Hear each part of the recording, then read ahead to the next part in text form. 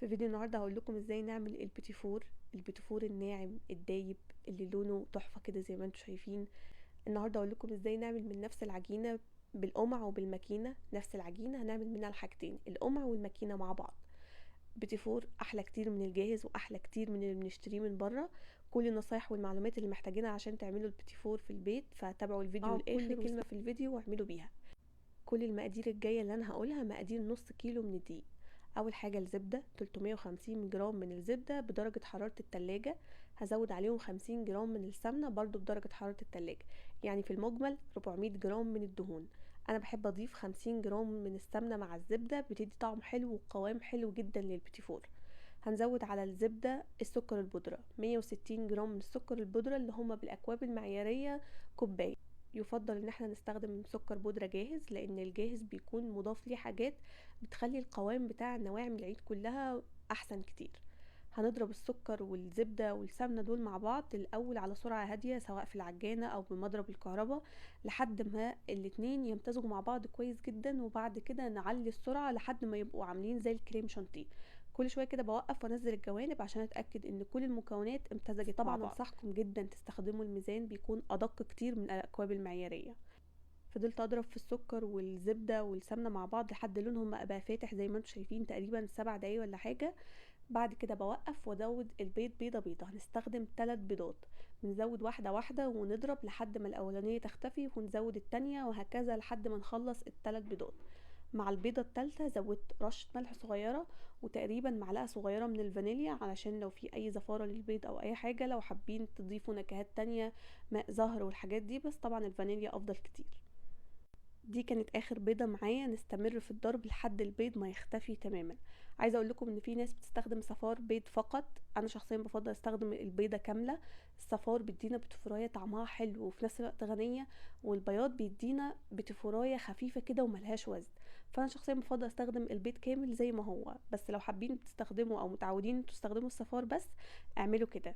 هنا بقى هنزود الدقيق، نص كيلو من الدقيق، 500 جرام بالاكواب المعياريه، 3 اكواب ونص. هنشيل من الدقيق ده معلقتين كبار، يعني ده نص كيلو ناقص معلقتين كبار. دي عجينة القمع. شلت كده المضرب السلك ده وحطيت الكف اللي هو بتاع التقليب، ومجرد بس المكونات تمتزج مع بعض والدقيق يختفي ويمتزجوا كويس، دي بقى العجينة بتاعة القمع. عايزين تكملوا بيها يا اهلا وسهلا. انا شخصيا افضل كده جدا، يعني لو مش التصوير هعملها كلها بالقمع بصراحة. عجينة كده سهلة وتشكيلها سريع، مش محتاجة بقى ولا مكنة ولا اي حاجة، مجرد كيس وقمع وخلاص. والموضوع بينتهي ومتاخدش وقت وبتنزل بسرعة وكله في نفس الوقت وشكلها في نفس الوقت لطيف وطعمها يجنن. هاخد من العجينة دي تقريبا كيس او كيسين عشان اعملهم بالقمع. ده القمع اللي انا استخدمته اللي هو بتاع بلح الشام. وتستخدموا كيس يكون جامد شوية، يعني ما يكونش اللي هو خفيف قوي، يعني هي كده كده بتنزل بسهولة جدا من القمع بالمقادير اللي انا قلت لكم عليها دي. كده دي عجينة القمع، شايفين السهولة؟ بتنزل بكل بساطة. انا حتى هستخدمها كيس عادي ولا كيس قماش ولا اي حاجة.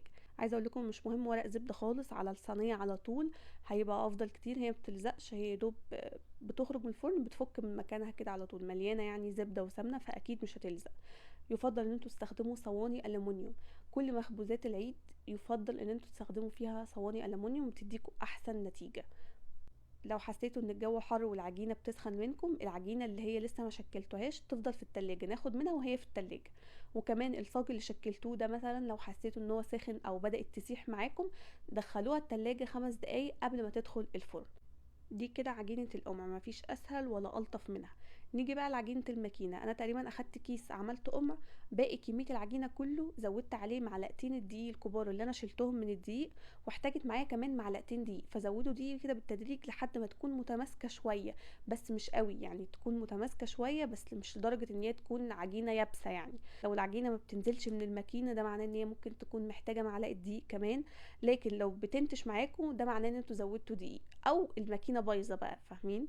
عايزين بقى نعمل بالكاكاو، ممكن تعملوا كميه تانية بالكاكاو اللي هو نص كيلو دقيق تاني بالكاكاو، تشيلوا ربع كوبايه من الدقيق وتحطوا مكانها ربع كوبايه كاكاو، هيطلع معاكم بتيفور بالكاكاو. طيب لو عايزين نفس العجينه دي نعمل منها بالكاكاو، نعمل ايه؟ سواء قمع او ماكينه على فكره. قبل ما نزود دقيق او بعد ما نزود دقيق ايا كان، بناخد كاكاو على قد كميه العجين اللي انتوا بتعملوها، ندوبه في معلقه زبده سايحه او سمنه سايحه.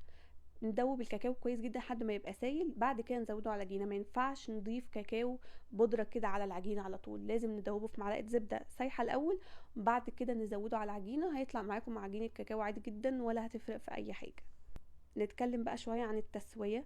التسويه بتاعه البيتفور بتكون في فرن متسخن درجه حراره 160 او 150 كمان، يعني لو فرنكم حامي تبقى 150، وفي الرف التاني من تحت. بتاخد تقريبا 15 دقيقة مش اكتر من كده، وبتكون اخدت لون ومبتحتاجش الشواية ابدا، هي بتاخد لون من فوق لوحدها كده زي ما انتم شايفين. سواء القمع او الماكينة الاتنين تسويتهم واحدة. طيب لو ساحت منكم جوه الفرن، ده معناه ان انتوا سبتوا العجينة تسخن او العجينة فيها سكر كتير. فلو السكر بتاعكم مظبوط، يبقى العجينة تدخل التلاجة او الصاج اللي فيه العجينة يدخل التلاجة الاول قبل ما يدخل الفرن. طبعا بقى مش محتاجة اكلمكم عن ريحته، وبجد قد ايه خفيف هش كده وفي نفس الوقت مش تقيل. تاكلوا منه كتير كده وانتوا مش حاسين بجد. اتمنى تجربوها وتطلع ناجحة معاكم وتعجبكم، واشوفكم ان شاء الله على خير قريب في فيديو جديد.